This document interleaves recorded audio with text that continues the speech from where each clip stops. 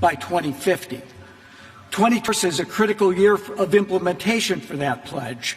We estimate that the United States alone would need to build 200 gigawatts of new nuclear capacity to meet our domestic net zero 2050 commitment. We're getting to work. Nuclear fission is already our largest source of clean energy. Construction was recently completed on the AP1000 Vogtle 3 unit, and we're working to complete the Vogtle Unit 4 unit. When fully operational this year, Vogtle will be the largest source of clean, firm power in the United States. U.S. companies with support of the Biden-Harris administration are also building multiple advanced and small modular reactor demonstrations to speed their commercial deployment and make them ready for worldwide deployment by the beginning of the next decade.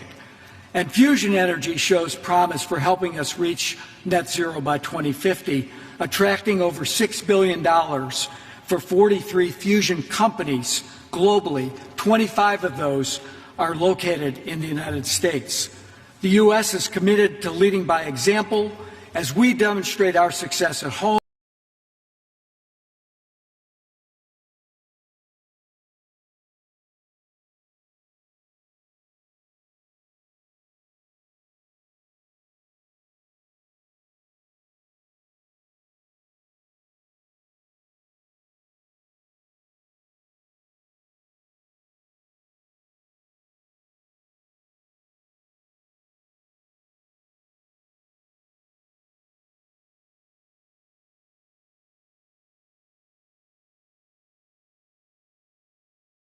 Its part to address the climate crisis and help the world build safe, secure, reliable nuclear power. We also need to work together to build safe, reliable, and secure fuel supplies that reduce reliance on any one country or actor. At COP28, the United States, Japan, Canada, France, and the UK announced we would collectively mobilize at least $4.2 billion in government-led investments to enhance enrichment and conversion capacity over the next 3 years, and we've already surpassed that goal just a few months later. We're committed to working domestically and globally to keep the 1.5 degrees C within reach and to make sure that nuclear energy does its part to build a safer, cleaner, better future for our entire planet. Thank you.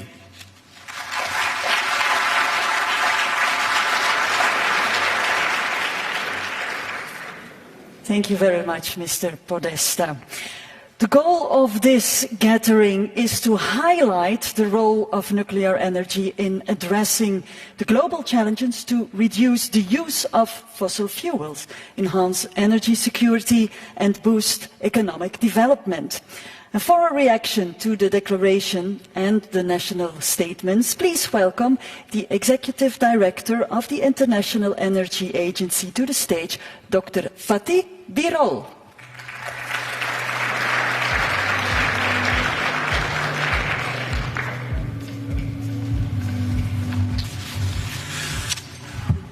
Prime Minister De Croo, dear Rafael, ladies and gentlemen, a very good afternoon to all of you.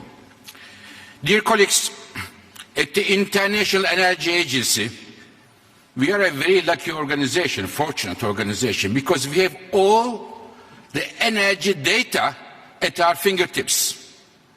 All the projects, investments, numbers. And 2.5 years ago, in Paris, there was a major nuclear meeting 2.5 years ago.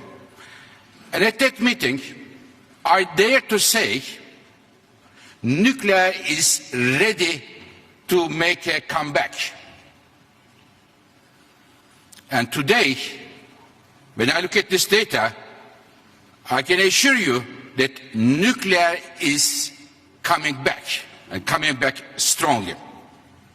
What happened in the last 2.5 years? Why it changed? Think about the colleagues who deal with nuclear issues and the others. What changed? I think 3 things changed. The mood for nuclear, making it more positive. The first one We talk about climate change here a lot, and I will come in a moment. But in my view, the main driver for pushing the nuclear at the forefront was the energy security. After 24th of February, 2 years ago, everybody in the world, in Europe and the rest of the world, understood that to generate electricity at home is very important for the national security. So many countries changed their policies accordingly and push renewables and nuclear electricity in order to enhance their energy securities. And I want to hear the congratulate, in fact, the Prime Minister De Croo. Many of you may know or not, but the Belgium nuclear policy was very different than it is today. And the Prime Minister had the courage and the determination to reverse it in line with the national interest of Belgium for today, but also for tomorrow. So the first driver was the energy security of nuclear making a comeback. Second one is, many colleagues mentioned, climate change. If we want to reach net zero without having any nuclear, it is impossible. It plays a crucial role. And the third and last point, dear colleagues, in today's economy, if you want to compete, you need stable electricity prices. So the third one is the competitiveness gave a boost to nuclear power. And ladies and gentlemen, it is looking very good for nuclear, but a success is not taken for granted. There is a job for government and job for industry.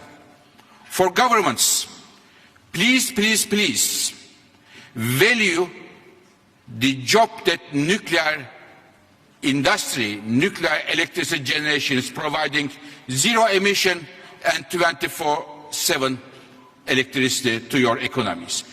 Through different ways, because nuclear projects are not easy projects. They took a long time. You built a solar or wind plant, 2-3 years of time. Nuclear takes a long time. There are many construction risks. They require huge capital, the upfront capital. So there is a role for governments to play here. The job also for industry. Now, we have many, our colleagues said, the moderator, 300 representatives of the nuclear industry. To be very frank, dear representatives of the nuclear industry, in the recent years, the track record of the nuclear industry is not very bright. And I think nuclear industry needs to, now, as Madame von der Leyen said, the President, more disciplined and try to deliver on time and on budget. This is extremely important. Dear colleagues, last 2 points. Another challenge coming for the new nuclear builds around the world, which is competitiveness with the changing the dynamics of natural gas markets. The IEA, our analysis show that starting from 2025, huge amount of new LNG coming to markets, United States, Qatar and elsewhere. This will put a downward pressure on the natural gas prices. Therefore, the appetite for building the gas-fired power plants might be much stronger than today, which could make the life of nuclear power rather challenging. Dear colleagues, let me finish my words by making a suggestion to all of you. Nuclear industry, unlike the other parts of the energy industry, it is very important to show international political determination, as we are showing here today. So my suggestion is, to this meeting, organized and hosted kindly by the Prime Minister De Croo and my friend Rafael, maybe this meeting can be a regular meeting at the international level to review what we are doing, what we are achieving, and what is the next step to take stock, and International Energy Agency will be very happy to support this initiative. Thank you very much.